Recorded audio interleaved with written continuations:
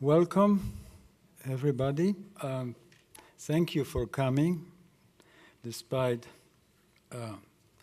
Boston holiday. But maybe it's not so a negative situation, because I know that Marjetica likes smaller communities, people who are committed to change, to act, and who can share knowledge. So welcome here. We are very grateful for Marjetica Potrč for accepting our invitation to come and speak tonight, despite, or especially because of her busy schedule.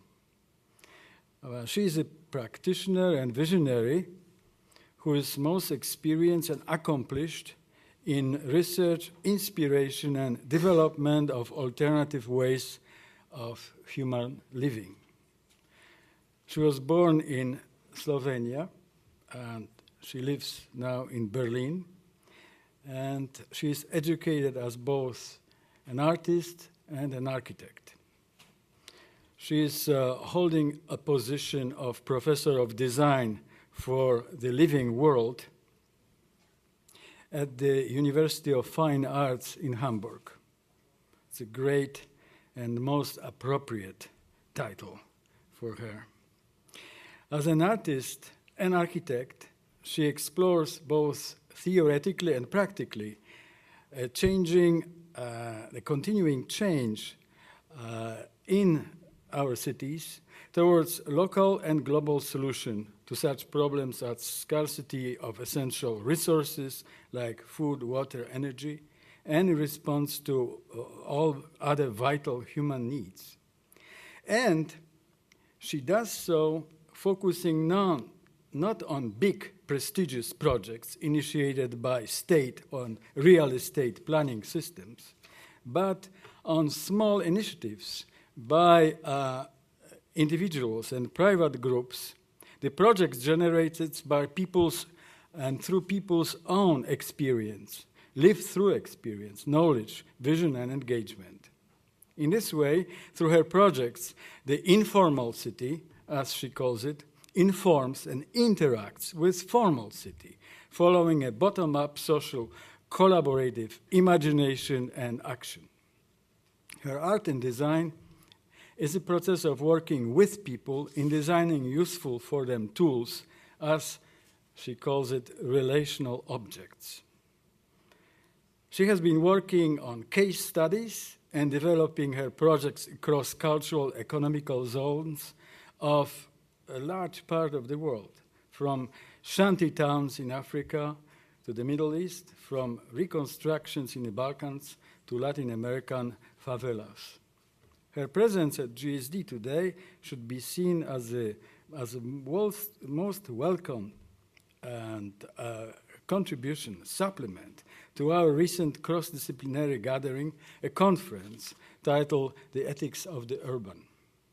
I'm certain that learning from Marjetica will be critically fruitful to our discourse in sustainability, in urban studies, in architectural urban design, in city planning, and it will contribute to GSD's discourses, discussions, and research, and initiatives such as new geographies, ecological urbanism, landscape organism, urban research lab, as well as towards our new art, design, and the public domain program, the program which hosts her today.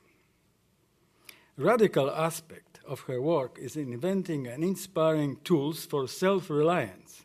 And this means non-conformity to all residual traditional ways in which the city is being planned and developed by the state and the real estate. In fact, the principle of self-reliance is in opposition to conformity. In his essay on self-reliance, the prominent American pragmatist philosopher, who happened to live not far from this university, Ralph Emerson, said, "The virtue in most request is conformity. Self-reliance is its aversion, meaning strong dislike." In Marjetica's words, We live in cities in transition, where the culture of living is being redefined. The question is, in what way we artists and designers can contribute to this process in this non-conformity? So welcome, Marjetica, and we should be listening to you. Thank you. Thank you, Christoph, and it's been also wonderful to be here today and to see a couple of my dear friends. So I'm very happy. So maybe we can put the lights down. I'll try to be, I put some notes down so that my lecture will be sort of fast but up to the point, I hope. As Christoph said, okay, let's look at the image, no? It's more interesting than the title. As Christoph said, I'm an artist and architect, and I work on the border of the two disciplines. Basically, what I have been very passionate about during the last 10 years are on-site projects where I work in collaboration with communities that take the projects as tools for changing their culture of living. That's my philosophy, and I really believe in it. Also, as my role as an artist, I will talk about the role of artist at the end. The interesting thing is that on-site projects that I work on are usually situated in what people say are like places of crisis. But I have to tell right away that I consider these places places of hope, and I will explain later on.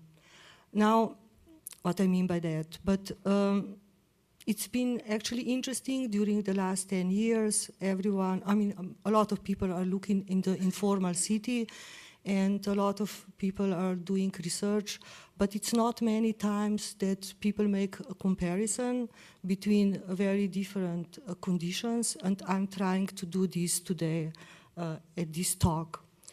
So I will talk basically about two of my projects, on-site projects. One was implemented in 2003 in Caracas, capital city of Venezuela, in the informal city La Vega barrio. Informal city of Caracas makes more than half of the population of the city of Caracas. Of course, it is self-built structure where community space and not public space prevails, and also where infrastructure is a problem, not so much as you would perhaps think that architecture is a problem. Actually, infrastructure is the biggest problem. So on the right side, so the left side, of course, is Caracas. On the right side, it's an area where I worked in 2009 and where I made community garden and community kitchen in a neighborhood which is a modernist neighborhood in decline. There are a lot of, it was built after the Second World War, like many of the modernist neighborhoods today in Europe. It's populated by immigrants that are not well integrated. And also at the time when we were working there, this was the biggest residential urban development in European Union. So now to the people. On the left side you see Caracas community we worked with, and of course in the barrios the communities are super well organized, and they are very strong communities. In difference with Amsterdam, when we started to work there, we couldn't see any community. The cultural space was somehow hopeless, and people that we talked with, they were saying there is nothing we can do here in public space, and we cannot really interfere with the society. So basically we are looking at very different profiles of communities. But what for me was very striking is that these two very different communities share same vision of the future city. And I will explain what their vision is.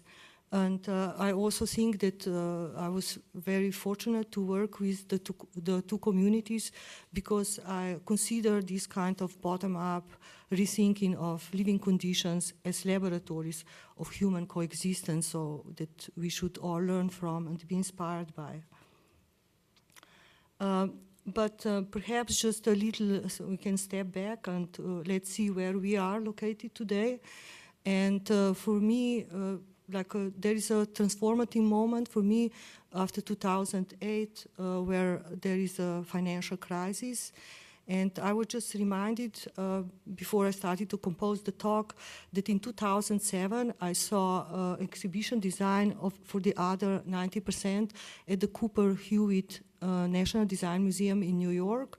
It was like a super nice exhibition, but actually, you can see, there is this this is the cover of the catalog. There is this African woman crouching in the pool of dirty water, and she's drinking through like high-tech filter that looks like a straw, and then she gets drinking water out of it.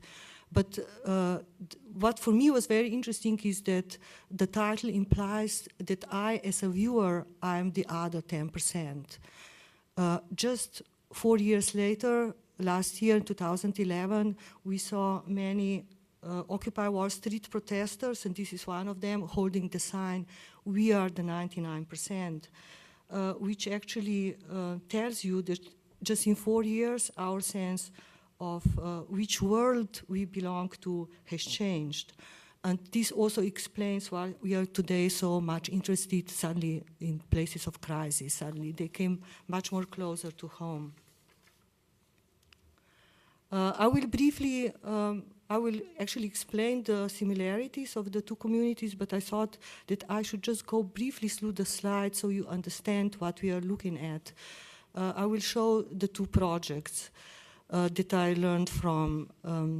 These, I also have to say that as an artist, I work on community-based projects. These are all collaborative and community-based projects that are characterized by participatory design and concern for sustainability, as Christophe has mentioned before.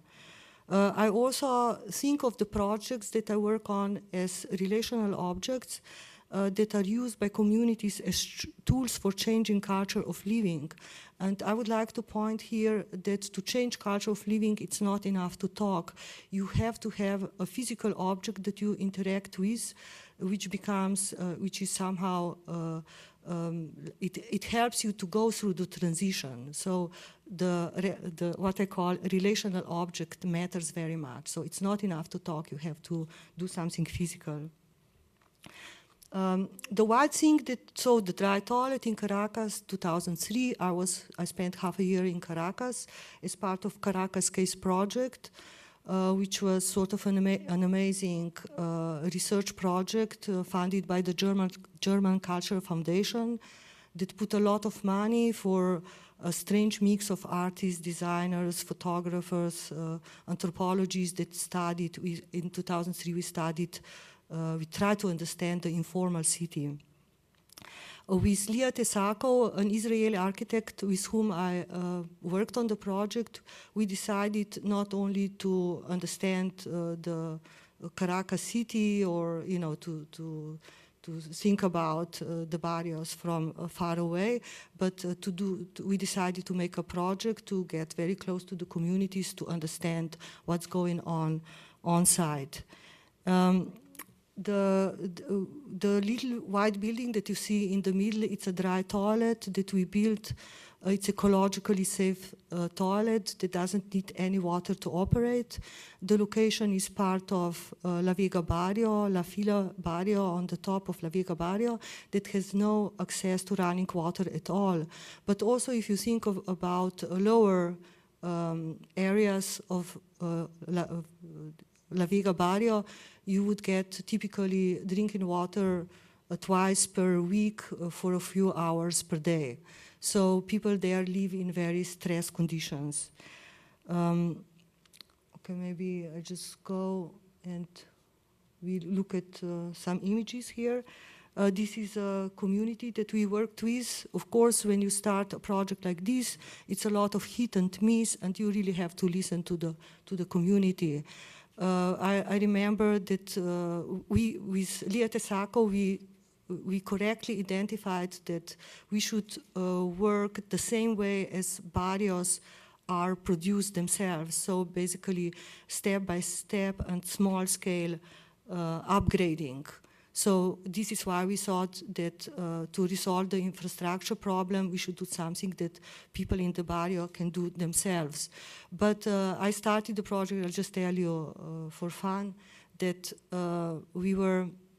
that I first proposed solar panels. So you start usually in a very naive way. So we said maybe people can produce their own energy, and they said, oh, we don't need solar panels because we get them for free. And what they were talking about is stealing electricity from the power grid. For me, this was like super interesting because they didn't see that they are a part of a bigger organism, which is a city. So how do we, people of informal city, also participate to the whole? We talked today and yesterday a lot about Medellin in Colombia that had resolved this the best way, so somehow to integrate the informal city. Okay. I also have to say that these designs, the project, this is not, dry toilet is not designed by me. We just decided with the community that such a project would be welcome. We invited a designer from New York who was actually Mexican, who came and discussed the project with community, and we slightly changed the design so it fits to more humid conditions that were in Caracas. The construction workers, a very important part of the project was the fact that construction workers became empowered, so they have the know-how how to reconstruct how to build and how to reconstruct the dry toilets in the future. This is the final product. This is the happy owner. Maybe I should just go. And this is the inauguration day. Which was a big celebration. It was first time that people from the government came up the hill, so it mattered a lot for the local community. We did get a very small support, but it was very symbolically important from the Ministry of Environment. And also someone was asking me yesterday about how, whether these toilets were also implemented in the formal city. And yes, there was one institution that rebuilt the 2 dry toilets in the city. We also had very good communication with Hidrocapital, the most important water company in Caracas, that tried to, at some point, to put up like props, like models of the dry toilets around the city to be somehow educational models for all residents of Caracas, because of course the lack of water it's the most severe in the barrios, but actually it's the problem is very crucial for the whole city. That's the thing. What was for me very important is that after all of this building of the sustainable projects, you realize that it's easier to build a project than to change behavior. So this project, this cannot be a public toilet because you actually have to change the behavior, how you do things in the toilet on the family level. Here we are in Amsterdam in 2009. I just have to say that maybe it's very interesting. I don't, in my on-site projects, I don't work against the government. I try to work with the government to change, let's say, to change the policies. I also work with art institutions. For instance, here I was invited by the Stedelijk Museum. the reason why the Stedelijk Museum invited me to make an on-site project in west part of Amsterdam was the fact that they were renovating their museum and they wanted to have some other kind of visibility in the city. They invited quite a lot of artists, but for some reason it was also only my project that survived and thrived. Actually, it was a very successful project. And as I said before, it's the projects, all my projects are collaboration. This was collaboration with collective Wilde Westen, which is a great group of artists, curators, photographers, activists from Rotterdam and Amsterdam. And I have to say that I'm still working with a number of them on other various projects. Let's see. Maybe I could say here, just to give a little context, I like to give a little context to what is the situation we are living in before we are trying to do a project.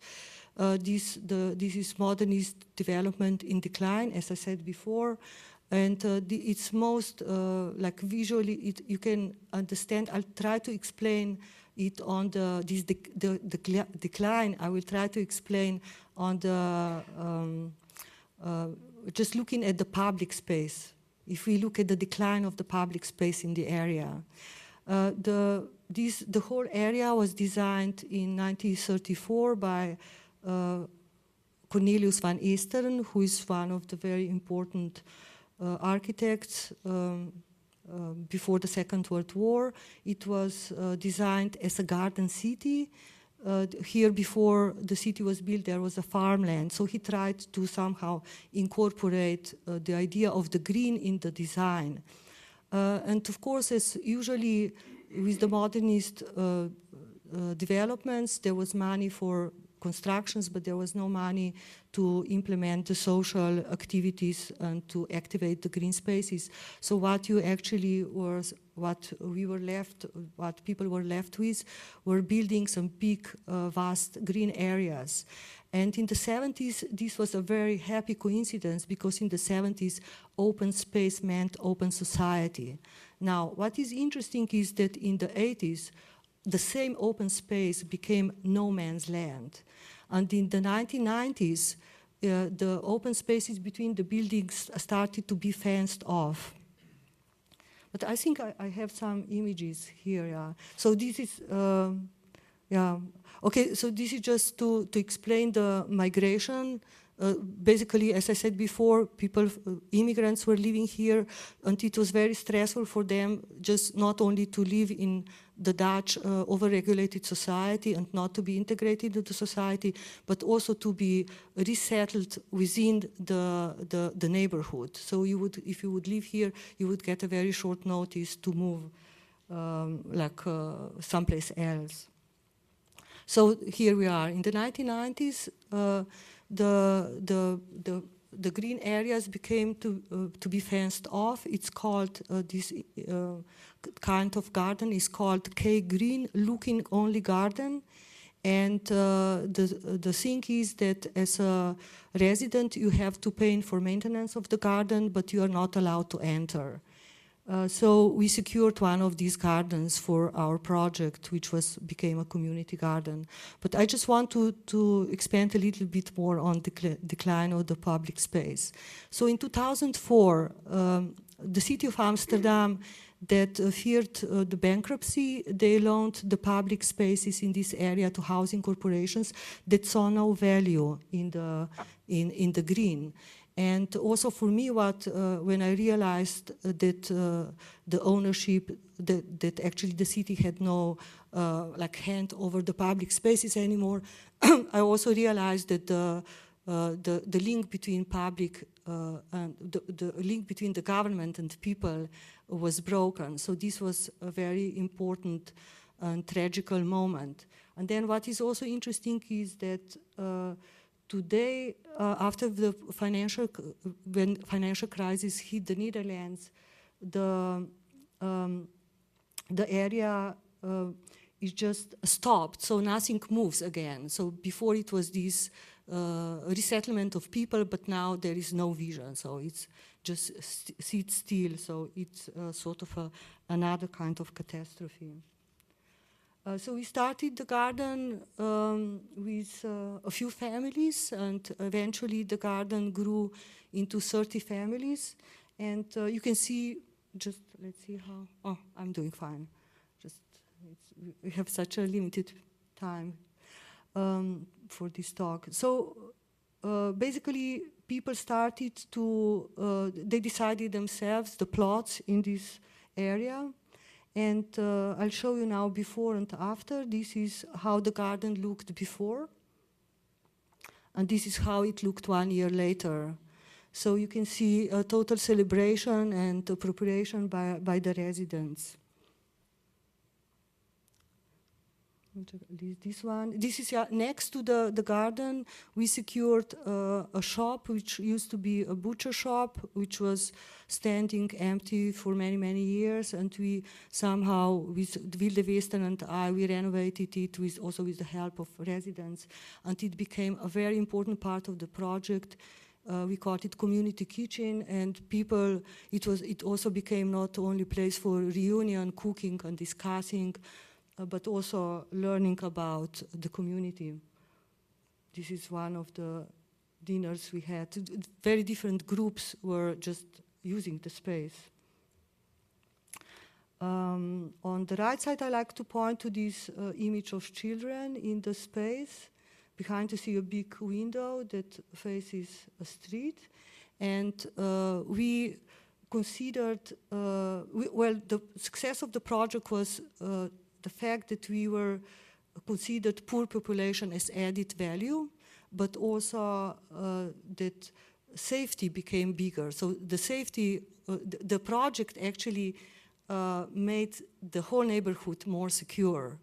So basically we added value, this project added value for the neighborhood.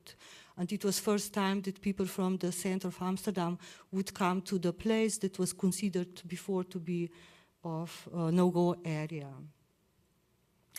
Actually, it was very funny when we started the project. We were very enthusiastic about the idea of the community gardens, and then we said, okay, let's link globally all these great community gardens in the US and other parts of Europe.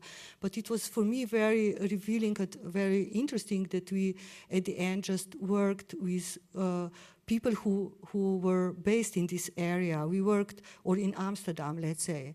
Here you see a guy from Swamp, which is Free State Swamp. It's a squatted community garden in the center of Amsterdam. And they came and worked with our community. Also here they were teaching people how to build compost boxes.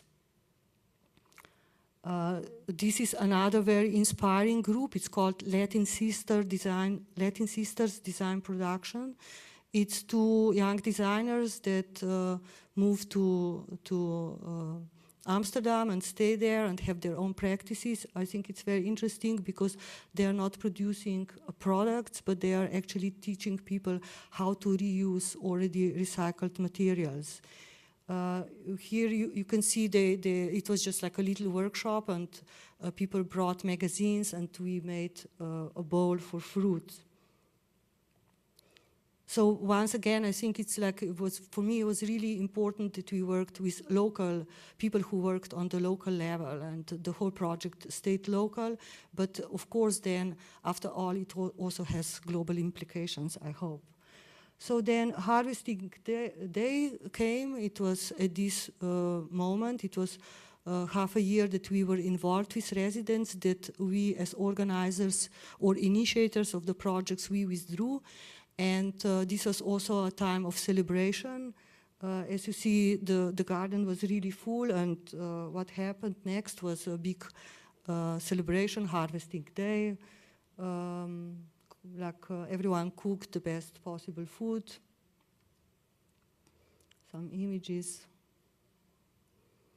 And also on the left side, you see Roy, the gardener, our gardener, who was like half volunteer. And they planted, at this moment, they planted a fig tree to be a symbol of the garden. On the left side, you see Leontine Covell, who is curator at the Stedelijk Museum. So she stayed with us all the time. As you can imagine, or maybe not, the Stedelijk Museum had very, very little money for the project. They just had 10,000 euros, which is nothing for an on-site project. But what they had was this fantastic support and understanding of the project. So we were very happy to work with them. On the right side, you see, you know, what I was telling you before, that it was first time that people from the center of Amsterdam would come to this kind of neighborhood and just be with people, with our community. And here we are, like it's, I think, the last slide that shows this somehow development of the project. And it looks like Eden, doesn't it? On the left side, you see again Aisha and Herta, who we saw at the very beginning. I showed them. And here they are like teaching at the harvesting day. They are teaching people or telling people how to conserve food. And this, the right picture, I always thought it's the closest one we can think about Eden today. I'll talk more about this later. So here we are at the thesis. So again, two very different communities, one in Caracas, in former city, the other one in the modernist like neighborhood in decline. What they think about, how they desire, what is their vision for the future city. And I put this, in the middle I put the vertical line present because we are here today and it seems like very, you know, you don't know what is the past and what is the future. It seems very confusing. But after all, when I made this some kind of a scheme, their ideas are quite clear. If you look at the level of the city, they desire small and strong neighborhoods and not metropolis. They desire community space, or you can also call it shared space, and not public space. They talk about that today it's very important control of the land and space and not ownership of land and space. So placemaking is something that struck me, and I think about the importance of space ever since I had experience with idea of placemaking. Regarding people, they of course they think that social architecture is more important than architecture. They would say people come first, architecture comes later. And of course, this also means bottom-up organization of society. People believe that they can, through these projects, they believe they can contribute to the larger society. Collectivity and sharing is suddenly very important. It was not 10 years ago, if you remember. And individualism and owning is not so important anymore. Also, it's not only sharing goods, but also space and knowledge. I think it's very important that we know today that knowledge is being shared across disciplines, and that this is celebrated also, I guess, at the design department here. And then new culture of living versus in the past a culture of consumerism, which was fast, global, unpolitical, urban, and which was also about entertainment. And now new culture of living is different. It's long-term, local, political, and also people demand new balance between rural and urban. So evidently, we are talking about the focus on the local, the small, and the independent. And now I'll tell you a little story. I'm reading The Economist, and it was like maybe 1 year ago that I read a quote from the politician from the right-wing party who is now in the government in the UK. And they were saying that basically they were talking about groundbreaking shift in power to councils and communities. And I thought this was like, on one side, I said, well, that's really interesting because they they correctly identified that we are in the middle of the deconstruction of the social state in Europe. So they suddenly saw the potential of the local. But on another side, this would be a quote that I would expect from President Chavez of Venezuela. So actually, I'm just trying to say that there are two very strange bedfellows in this statement. And so suddenly we identified the local, but this local is also a little monster. So what it is, and who is this, and how does it work? You know, how is this just conservative neighborhoods, or what will happen when we are part of the local world? So just to wrap it up, the future city, what does an Amsterdam neighborhood have in common with an informal city in Caracas? It's rural culture, not urban culture. It's community space, not public space. Now, I will try to, for me, the idea of the rural culture is very important, because I don't think that the rural culture is only gardening. Opposite, I think that informal city of Caracas is also a part of the rural culture. So this is why suddenly the people in the neighborhood in Amsterdam and people in the informal city, suddenly they are the part of the same world.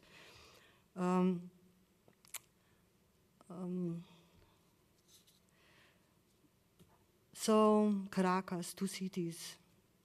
When you're in Caracas, you cannot avoid the big differences in architecture. So basically, there are two cities that fight each other. They say there are two cities that cannot coexist. It's always some kind of a war condition. And of course, the most striking thing is to look at different kinds of architecture. However, my thesis is that it's actually the difference between rural and urban culture that is most important, because those two cultures produced the architecture that you're looking at. So basically the culture comes before architecture. And I will tell you that, for instance, we were just talking with Christoph about Caracas during lunch, and he had the same experience as me. When my family visited me in 2003 in Caracas, they went to the tourist office and they would get maps of Caracas without any barriers drawn on them. It was just barriers were drawn as green areas, like wild nature, which in fact they were presented like this. This was only 10 years ago, so now this of course has completely changed.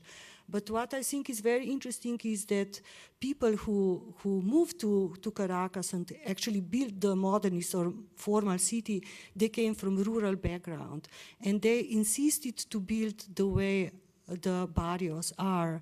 And I would like to say that basically they insisted on this because this rural, what I call rural architecture, produces village communities. So we are talking about a totally different kind of society than modernist city, let's say, that where we praise anonymity, not community building, not this kind of village community building. There was a lot of prejudices about Caracas informal city when I worked there. One of them is that this is uncontrollable and chaotic structure.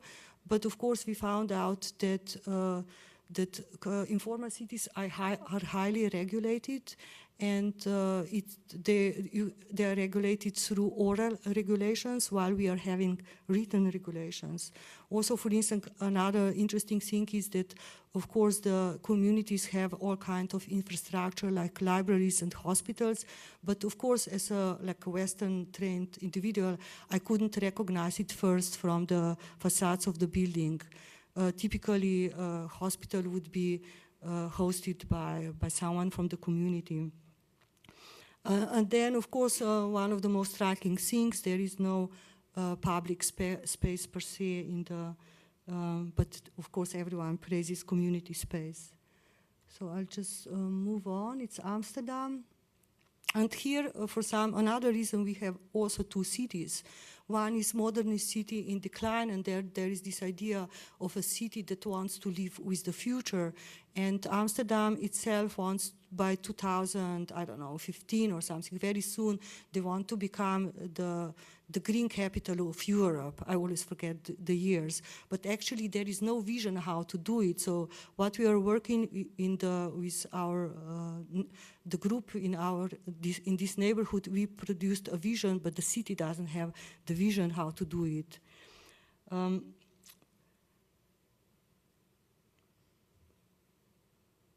Let's see. Maybe I should just move on. It was also interesting that also little detail, the urban green on the left side. And of course, the community gardens that was produced in the same space, it was a big problem for the housing corporations. They didn't think it was nice enough. But what we learned from the project is that our community influenced other communities to do the same. So the most important thing for me is that we tried that the project had babies sort of around the neighborhood, and that people themselves try to implement the same also aesthetics, if you want. It's not just having gardens, it's aesthetics. So basically, during the 20th century, if you look on this, where is this? When you look at this drawing, during the 20th century, urban culture was the talk of the town, and the rural culture was put under the rug. During 21st century, the same city tries to become a sustainable city, so faces totally different challenges. And I would say that, again, that it's two cultures, it's urban culture and rural culture. And the rural culture, again, I repeat, it's not only the gardening and farming, but it's also informal city. And for me, this is very important because more than, I don't know, like 98% of architecture today is not built by architects, and people who move from rural areas to the global cities today, they all live in informal conditions. So basically, rural culture is very, very resistant, and also perhaps it becomes catalyst of change for our cities in transition. And here, art as a relational object has a clear role. We will look at more closely what means community space, what means collectivity and sustainability on both locations, in Caracas and in Amsterdam. First, before in this big diagram, I said, well, it's community space or shared space, not public space. And for instance, if you look on this, the left image, people are walking in the barrios in very narrow alleys that are not public space. They are all shared space. And what for me was very important is that the space was constantly negotiated. For instance, if a group would take care of this space, you had to if they would have something happening there, or if there would be a conflict in the neighborhood, you had to take another route to go around. So there was no public space per se. On the right side, you see the people like street sellers hawking goods on the highway.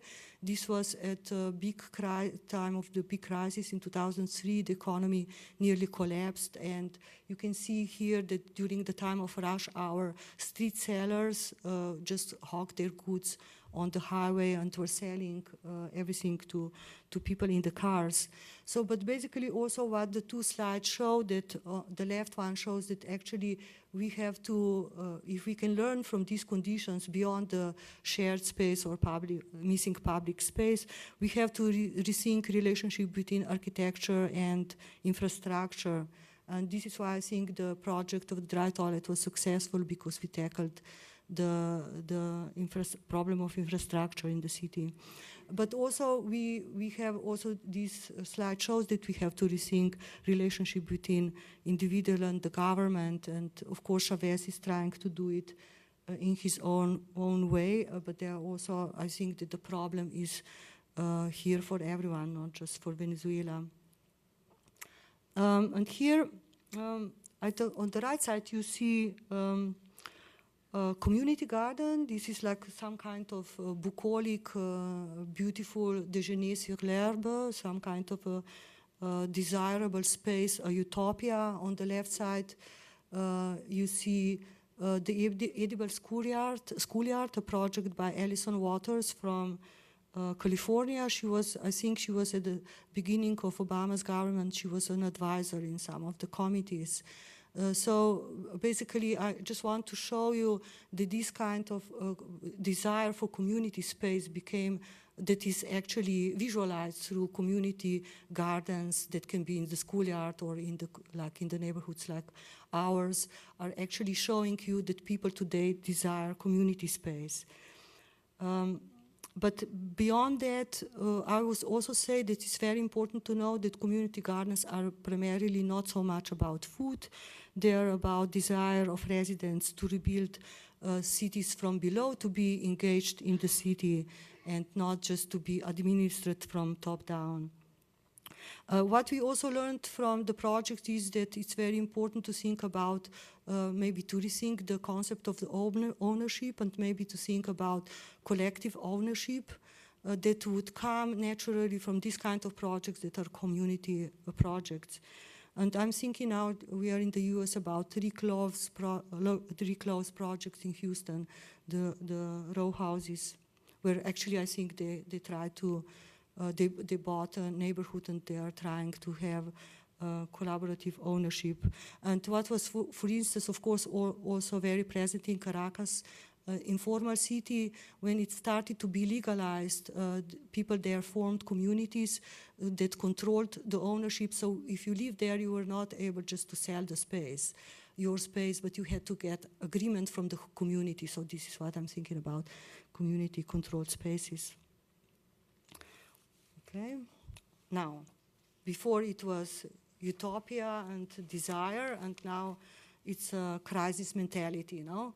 Because not so long time ago, the community-based projects or community gardens were something that we just didn't like to think about, and we always associated them with some kind of disaster. And here we are looking on the left side is 1943, the community garden in front of Reichstag in Berlin. At the same time, of course, Eleanor Roosevelt initiated the Victory Gardens in the US. You see sheep in front of the White House. And for me, it was very interesting to see that Michelle Obama also has a community garden today in the White House. Also, I would like to say here that also our perception of, let's say, Cuba or the gardens, urban farming in Havana, that used to be, 10 years ago, we would say, oh, these poor people, they have to deal with farms in the middle of the city. But now everyone is very curious and we want to learn more. So I'm just trying to say that we are in the middle where we really change the perception. Also, this is maybe more, I don't know how Victory Gardens are still important today, but here in the US, but allotments are really very important part of urban life in Europe. And I'm just showing the two very different conditions of the gardens.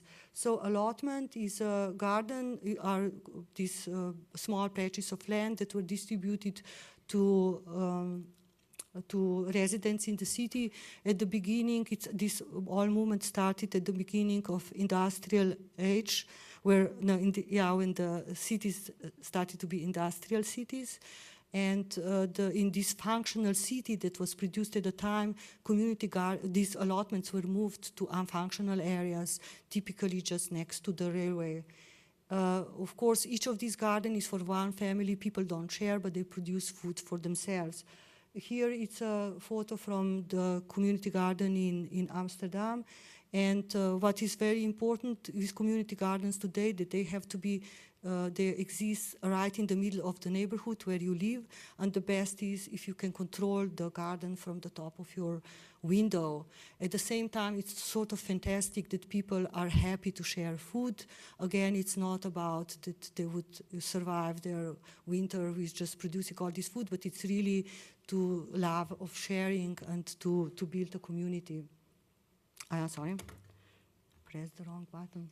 So there are two very striking things that I have learned from the project. First is the importance of the ritual.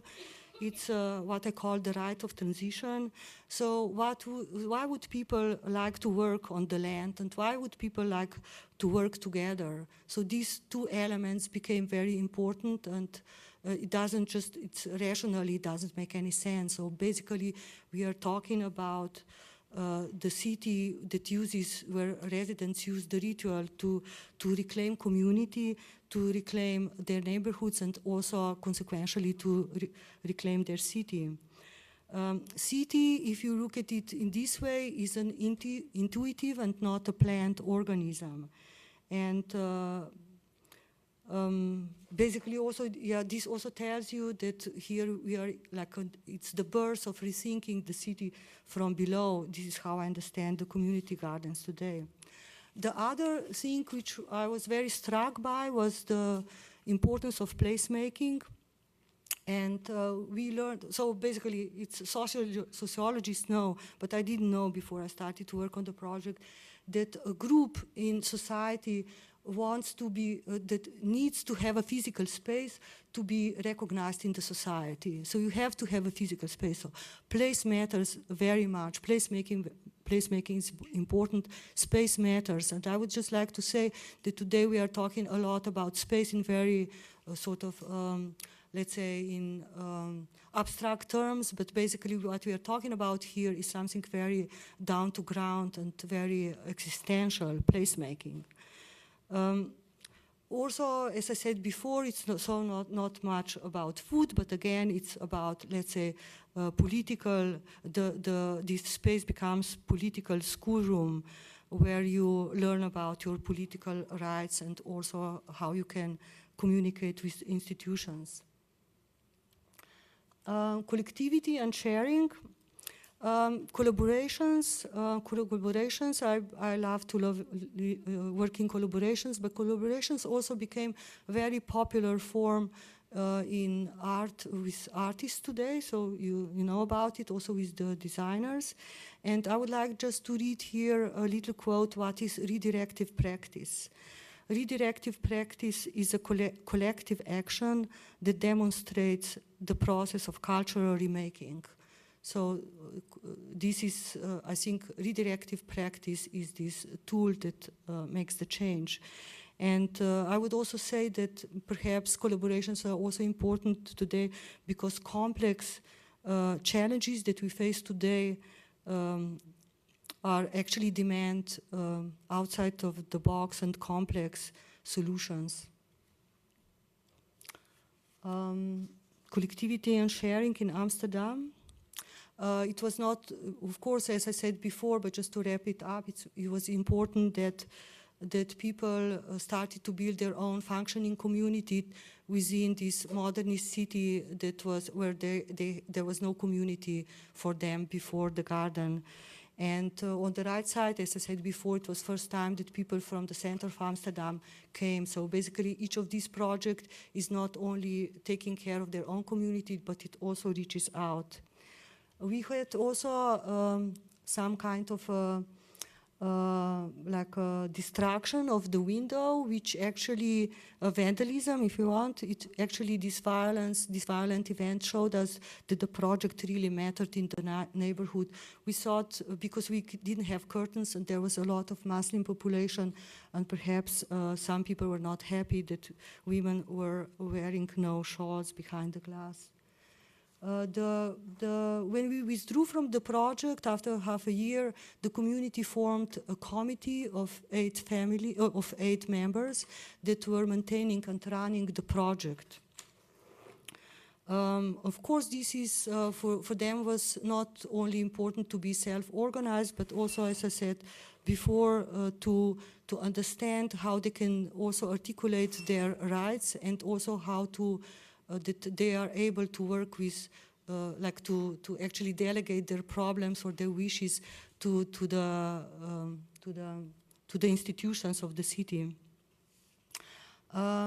Also, what is very important for me is the question of sustainability and self-sustainability, and I'm always reminded when a couple of years ago I was talking about self-sustainability in Rotterdam at the Dutch NAI, at the Netherlands Institute of Architecture. I was attacked by architects there because they thought that we shouldn't even talk about self-sustainability because they thought about it as a concept of autarky. I think that today we are very aware that these, like the borders are permeable between sustainability and self-sustainability, and you need to think about self-sustainability to be sustainable. Sorry, I'm just trying to, I have another 5 minutes. So. I have like 2 diagrams to show you which are actually talking about what comes. The first one is, let's say, what comes first? Is it chicken or egg? Is it culture or architecture? Is it culture or art? And I would say that it's culture. So again, I'm pointing to the fact that culture comes first. We should actually look beyond the object. The object actually is starts with culture, but then also it actually goes again into culture of living when it produces the change. So the object, which I call a relational object, is just like a phase in between. So I think the idea of culture became very important for me.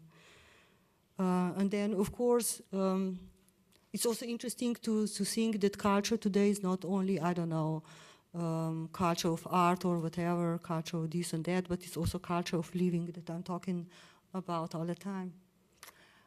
Culture and art, the main question is culture. Why? Because art actually, art is an object, but I call it in these projects relational object. And art depends on culture, so this is why also the object changed. What used to be an object sculpture like 20 years ago is now a relational object because the culture has changed. At the same time, this relational object has, art is a relational object, you can also call it design, is a tool to change culture. So I think this loop is very important. And I would like to say that art mediates our relationship with the world. I think that art is very important.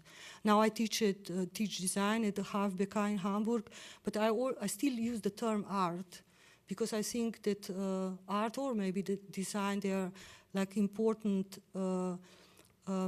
also imaginary that we live with, so you cannot exist without art, I believe. But artists in this is very interesting. Art becomes a mediator, but it's very important to know that artist is not just a mediator between a community and an institution, but also as an artist you can mediate the imaginary of what kind of city people would like to live in. So it's actually also mediation. So you can actually, when you work with communities, you can make such projects happen. So relational object and diversity of knowledge, again, we are looking at those 2 projects. And I would like at the end to show this is a blackboard which was located in the community kitchen in Amsterdam. And when we asked residents what was our role as initiators of the project and working together with them, they drew this little tree, and then they drew everything that came above the tree, that grew from the tree. Again, this was basically to just empower them, and that actually they grew from the tree to somehow be be able to be in charge of themselves and also to exercise their participation in the city.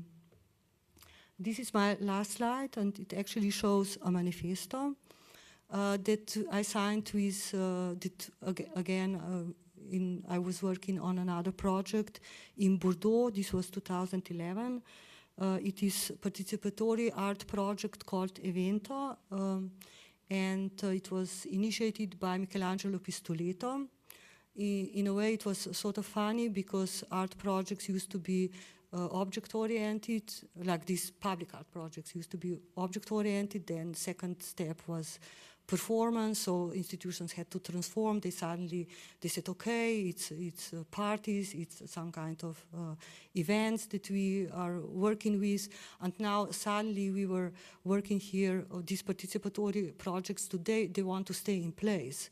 So suddenly the institutions freaked out because now they have to deal with another model. So I think it's going very fast, this kind of transformation of what art is. But for me, what was really important is, maybe I would go back to this idea of manifesto. So residents wanted to, here the project was to redesign of a public space, public square in the center of Bordeaux that was threatened by gentrification and redevelopment and so on. And the residents who formed groups around it and wanted to be a part of this reimagining of the square. They worked with us. They insisted to sign the manifesto with us, where they actually put down their values, their objectives, principles of cooperation, notre mode de fonctionnement, the functioning, how you imagine the functioning. And actually, I was reminded that in the 60s, there were a lot of manifestos as well. And then I also like to say sometimes that from the 1968 to 2008, we lived in the time that was consolidated by neoliberalism. And basically, we are already past this neoliberal border. We will, of course, live with it for many years to come, but I think it's very important to know that, that this kind of manifesto, the community-based projects that I'm a part of, and that are actually not just artist community projects, but they are actually, like I think now about Transition Towns movement and many initiatives around the world are actually telling you that we are trying to imagine all together with such projects a new culture of living and a new city and new society. Thank you.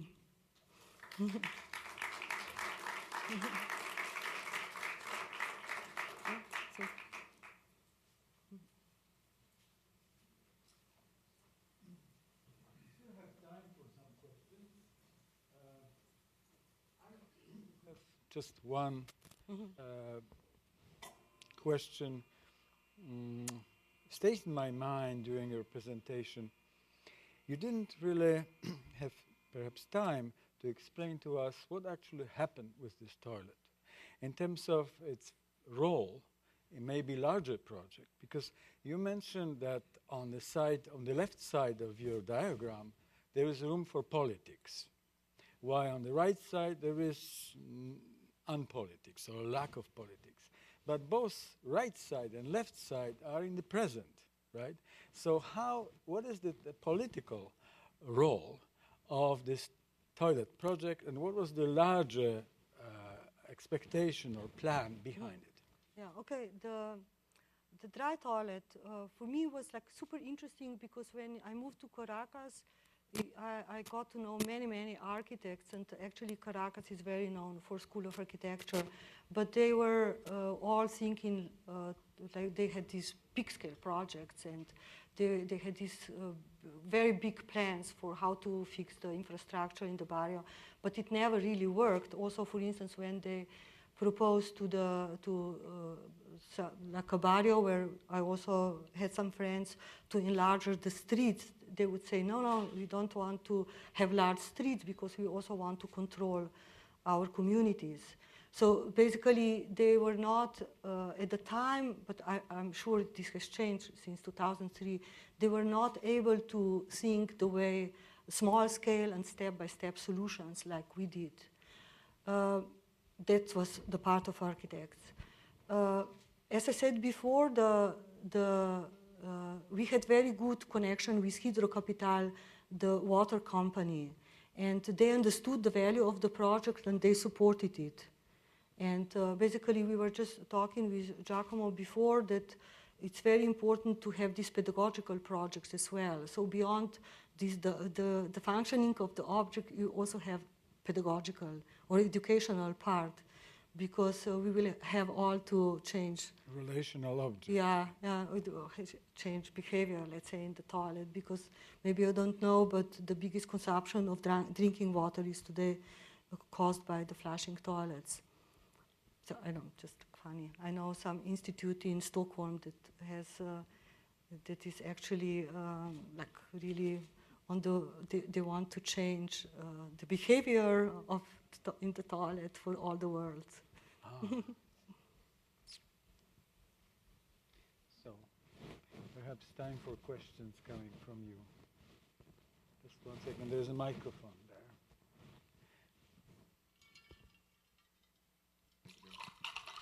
You talked a little bit about, just briefly, about sustainability versus self-sustainability, and I'm not really, I wasn't really clear on the distinction, and also on the, you said some folks have negative attitudes towards self-sustainability, which I thought was interesting. If you could just say a couple more words about that. Yeah. Okay, for instance, why the architects at NAI didn't like that I was talking about self-sustainability. Because self-sustainability many times is linked to autarky, which means to these closed systems. And but basically so for instance, Albania before the political changes, you know, Albania is a state south of Serbia.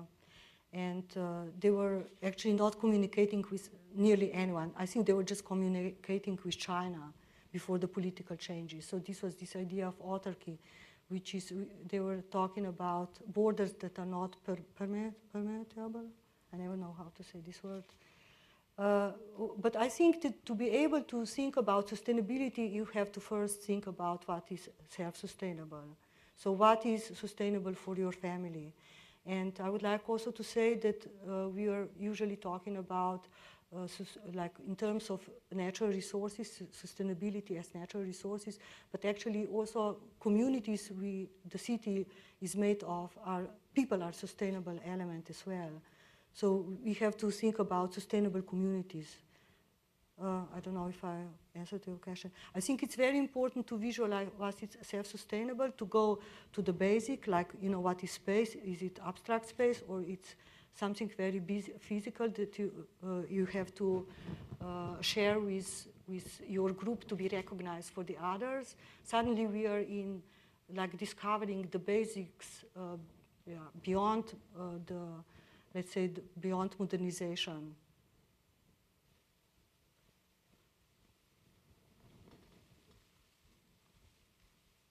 Thank you.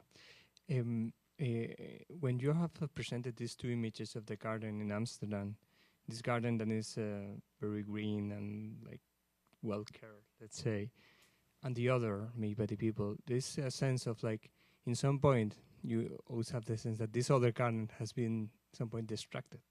So it seems like to create something new is necessary to to distract something, to create a disturbance. So at what extent there's this political, you know, this is necessary actually to create this kind of process of distraction, to create something new, and to create this conflict in some point. Mm. Well, cities are places of conflict, no? And you just have to, the conflict is necessary. We are not in the cities, we don't agree with each other, but you have to, I think it's very important to produce models that are then, let's say, catalysts of change that society can use. Also, I personally think that this amazing popularity of community gardens actually tells you that people, residents of the cities, they know that the cities are in transition. So they are like by intuition producing new models of coexistence or of practice. So there is some other pedagogy there, not only for a community, but also for the administration of the city, for the superpower, so to speak. Yeah. Many times, this also we discussed it 2 days ago, that basically, will the politicians hear us, or is any change possible? And I've been lucky. For instance, now I work in a project in Aubervilliers, which is suburbia of Paris, where the municipality just marked all the green spaces in the neighborhood, and they saw them as potential spaces for community gardens, because they understand as politicians that actually the neighborhood would be much better off if there would be more community working in the region. So I would say that we are on the way, but it's a slow process, no? No.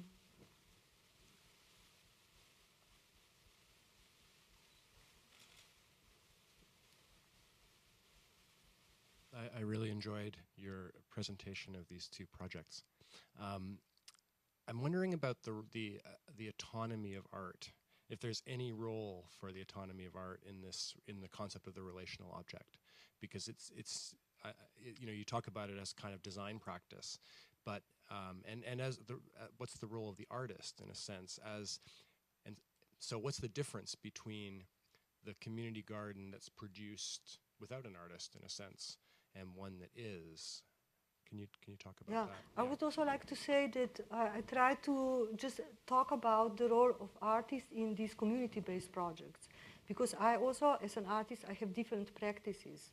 So, for instance, I make drawings, so I build constructions in the museums that are very much or research-based, or basically drawings are very private. But there is you can have as an artist also other kind of. It's important to be ethical in the society you exist in. So, in a way, if we art changes because culture changes.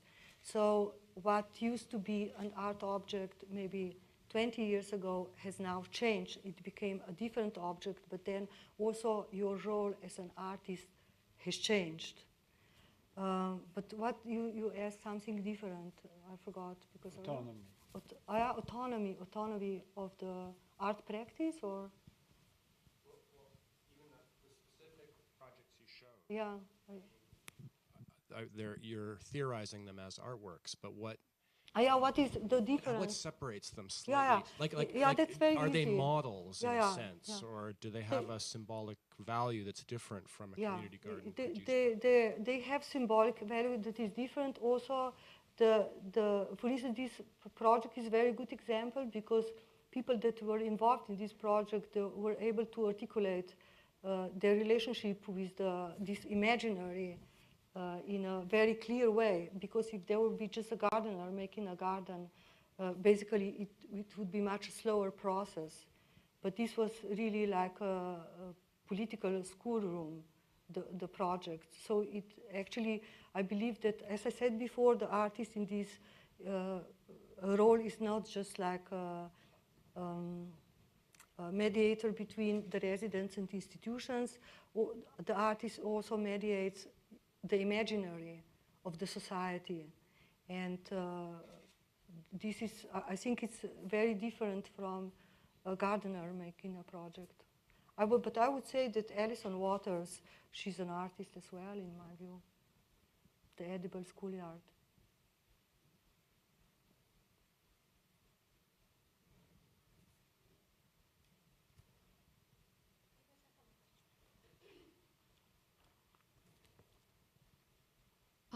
We were talking a little bit before the presentation about the role, the maybe changing role of artists in relation to policy change, to direct politics. It goes a little bit towards what John, is that your name, John? Adrian, sorry. Adrian was asking in that traditionally, at least as the history of modernism has sort of taught us or indicated there is a separation between the role of the artist as an autonomous being that cannot get involved in social issues because those are felt to be, in a sense, corrupting, and then the role of the kind of artist that you are.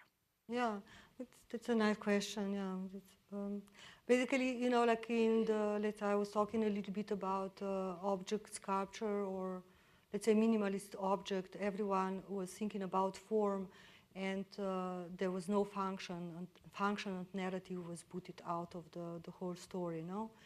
And here we are, there is a community garden, and it has this weird form, and it's also functional. So is this art? No? This was a typical question. And I try to explain also before that, of course, the art changes when culture changes.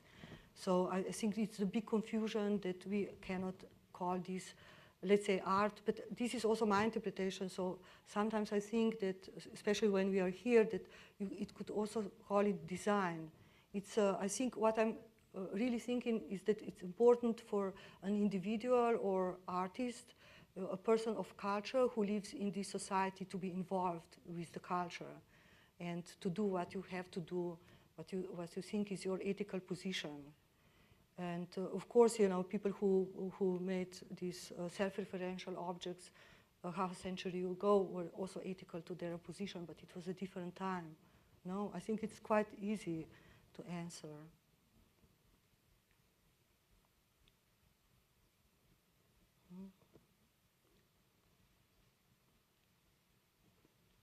Thank you very much. That was really quite wonderful.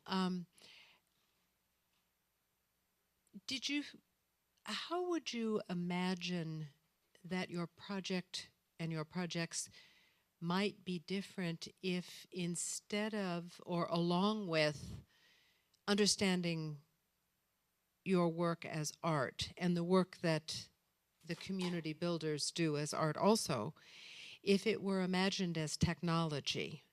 Not that technology and art are oppositional, but would that change how you understood it in any way? I think the technology is very important.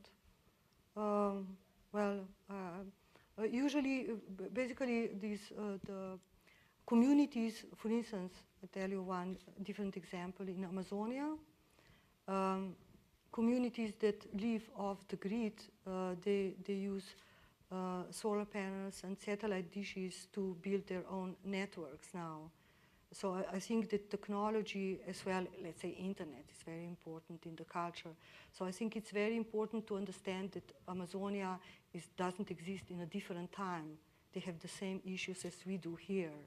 And also, you know, people in Amsterdam or in Caracas barrio, they live in the same cultural space. They also use technologies that empower them if let's say the social state doesn't reach them. And in the case of Amazonia, of course, it couldn't reach them because they were dislocated in the green forest.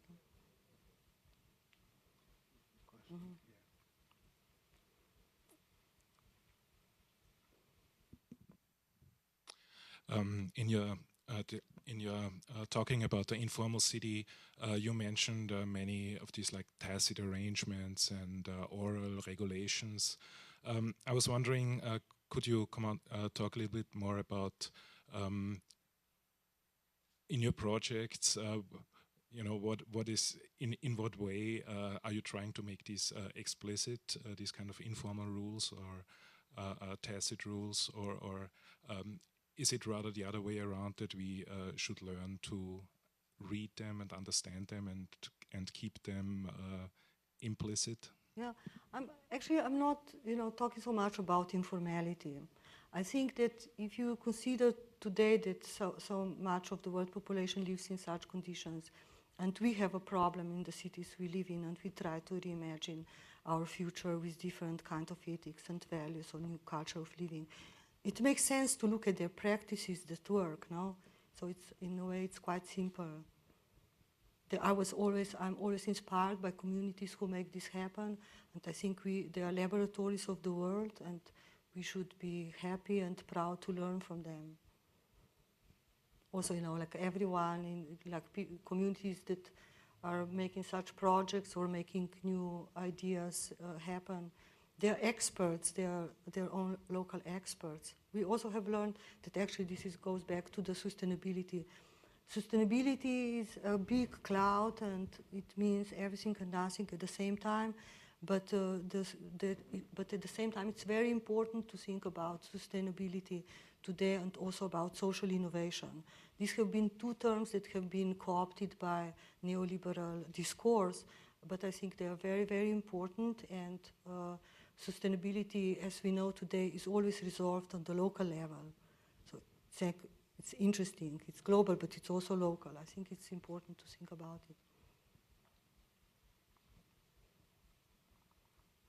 So you mentioned about difference between strategy and tactics. Yeah. How do you understand this? Yeah, I'm still confused, I guess. There was one, like 2 days ago, I was in a conference and someone said that tactics is something that you work on when you know what you will work on about. But strategy is something that you think about implementing, but everything is still in the air. Something you don't know. Yeah, it's something you don't know, yeah. So That's a beautiful definition. yeah. It goes much beyond what we learned from Desertor and other people. So maybe we should end our session. Yeah. Thank you very much. Yeah, thank for you, coming. Christoph. Thank you.